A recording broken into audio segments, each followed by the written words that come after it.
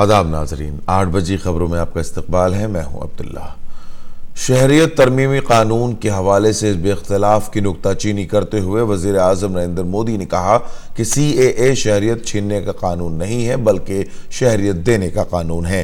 कोलकाता के बेलूर मठ में नौजवानों और भिक्षुओं से खिताब करते हुए वज़ीर आज़म ने कहा कि कुछ लोग इसके ताल्लुक से गुमराह कर रहे हैं। वज़ीर आज़म ने कहा कि इस कानून को रातों रात नहीं बल्कि गौर व फिक्र के बाद वज़ा किया गया है, लेकिन कुछ सियासी जमातें इसे दानिस्ता तौर पर समझना नहीं चाहती। वज़ीर आज़म ने पाकिस्तान पर तंज करते हुए कहा कि इस कानून के नाफिज होने के बाद पाकिस्तान का सच दुनिया के सामने आ गया है। दुनिया को पता चल गया है कि पाकिस्तान में अक़लियतों पर कितना जुल्म हो रहा है। वज़ीर आज़म ने कहा कि शहरियत कानून में तरमीम करके हमने महात्मा गांधी जी के ख्वाबों को पूरा किया है। मरकजी वज़ीर दाखिला और BJP सदर अमित शाह ने मध्य प्रदेश की जबलपुर में शहरियत तरमीमी कानून की हिमायत में एक रैली से खिताब किया। उन्होंने इस बेख्तलाफ पर मुत्तहिद होकर मुल्क को गुमराह करने का इल्ज़ाम आयद किया। वज़ीर दाखिला ने कहा कि इस बेख्तलाफ मुल्क की अक़लियत को शहरियत छीने जाने से मुताल्लिक़ गुमराह कर रहा है, जिसकी वजह से मुल्क में गलत फहमी है। मरकजी वज़ीर दाखिला ने एक मरतबा फिर कहा कि इस कानून के तहत किसी की शहरियत छीनने का नहीं बल्कि शहरियत देने का इल्तिज़ाम है।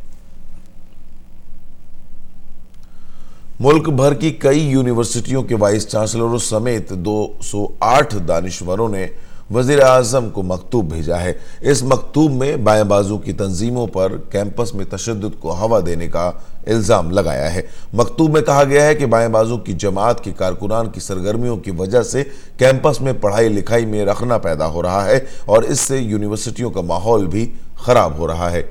मकतूब में कहा गया है कि इन ग्रुपों के जरिए नौउम्र तलबा को नजरियाती तौर पर मुतासर किया जा रहा है, जिससे नए तलबा पढ़ाई लिखाई पर तवज्जो नहीं दे पा रहे हैं। वज़ीर आज़म मोदी को भेजे गए मकतूब में दानिशवरों ने कहा है कि दानिशवरों का ग्रुप तालीमी इदारों में नासाजगार माहौल पर अपनी तशावीश से वाकिफ कराना चाहता है। तालीमी इदारों में तलबा सियासत के नाम पर बाएं बाजू के एजेंडे के तहत काम कर रहे हैं।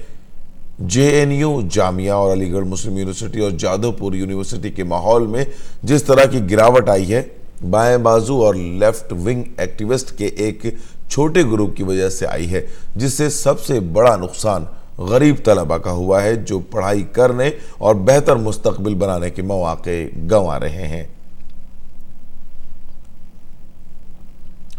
सुप्रीम कोर्ट की 9 रुकनी आईनी बेंच आज केरल के सबरीमाला मंदिर में हर उम्र की औरतों के दाखिला मामले की समाअत करेगा। आईनी बेंच की सदारत चीफ जस्टिस S.A. बोबडे कर रहे हैं। बेंच के दीगर अराकीन में justice R. Bhanumati, justice Ashok Bhushan, justice L. Nageswara Rao, justice M.M. Shantanagoudar, justice S.A. Nazeer, justice R. Subhash Reddy, justice B.R. Gavai और जस्टिस सूर्यकांत शामिल हैं। अदालत उज़्मा ने आईनी बेंच की तश्कील से मुताल्लिक नोटिस 6 जनवरी को ही जारी किया था। बेंच इस मामले से मुताल्लिक 60 अर्जियों पर समाअत करेगी। जम्मू कश्मीर के पुलवामा जिले के तराल में दहशतगर्दों और सलामती दस्तों के दरमियान तसादुम में 3 दहशतगर्द मारे गए हैं। फौज और जम्मू कश्मीर पुलिस की टीमों ने हिजबुल मुजाहिदीन और जैश के दहशतगर्दों को ढेर किया है। जम्मू कश्मीर के IG विजय कुमार ने बताया कि मारे गए दहशतगर्दों की पहचान हिजबुल मुजाहिदीन के उमर फैयाज लोन, आदिल बशीर मीर और जैश मोहम्मद के फैजान मोहम्मद भट्ट के तौर पर की गई है। वज़ीर आज़म नरेंद्र मोदी ने ओमान के नए सुल्तान बनने पर हैसम बिन तारिक अल सईद को मुबारकबाद पेश की।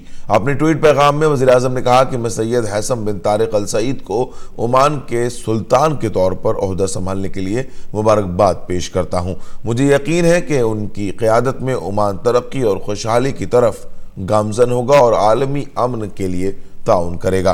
भारत के ओमान के साथ सदियों पुराने ताल्लुकात हैं। हम अपनी स्ट्रेटेजिक शराकतदारी को मजबूत करने के लिए सैयद हैसम के साथ काम करने के लिए तैयार हैं। इराक में अमेरिकी ठिकानों को एक बार फिर निशाना बनाया गया है।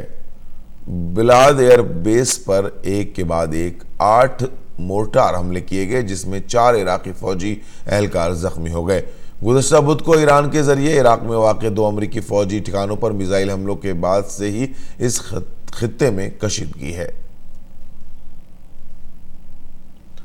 नाजरीन, 8 बजे की खबरों में फिलहाल इतना ही। इजाजत दें। आदाब।